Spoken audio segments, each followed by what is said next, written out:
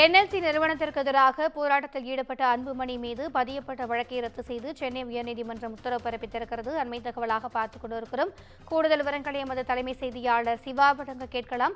வணக்கம் சிவா, இது குறித்தான கூடுதல் விவரங்கள். திவ்யா, என்எல்சிக்கு எதிராக நடைபெற்ற போராட்டத்தில் முன்னாள் மத்திய அமைச்சர் அன்புமணி ராமதாஸ் மீது பதியப்பட்ட வழக்கை ரத்து செய்து சென்னை உயர்நீதிமன்றம் உத்தரவு பிறப்பித்திருக்கிறது. கடந்த 2023ஆம் ஆண்டு கடலூர் மாவட்டத்தில் என்எல்சி சுரங்க விரிவாக்க பணிக்காக கதலாழை கிராமத்தில் உள்ள விளைநிலங்கள் கையகப்படுத்தப்பட்டு நெற்பயிரை அழித்ததை எதிர்த்து பாமகவை சேர்ந்த முன்னாள் மத்திய அமைச்சர் அன்புமணி ராமதாஸ் தலைமையிலான சுமார் 2000க்கும் மேற்பட்டோர் என்எல்சி அலுவலகத்தினுடைய நுழைவாயில் முன்பு முற்றுகை போராட்டத்தில் ஈடுபட்டனர். இதனை அடுத்து தென்குத்து கிராம நிர்வாக அலுவலர் கோபாலகிருஷ்ணன் அளித்த புகாரின் அடிப்படையில் நெய்வேலி காவல்துறையினர் அன்புமணி ராமதாஸ் மீது வழக்கு பதிவு செய்திருந்தனர். இந்த வழக்கை ரத்து செய்ய கோரி அன்புமணி ராமதாஸ் சென்னை உயர்நீதிமன்றத்தில் ஒரு மனுவை தாக்கல் செய்திருந்தார். இந்த வழக்கு நீதிபதி இளந்திரையின் முன்பு விசாரணைக்கு வந்தபோது அன்புமணி ராமதாஸ் மீது பதியப்பட்ட வழக்கை ரத்து செய்து நீதிபதி ஒரு உத்தரவை பிறப்பித்திருக்கின்றார். திவ்யா, கூடுதல் விவரங்களுக்கு நன்றி சிவா.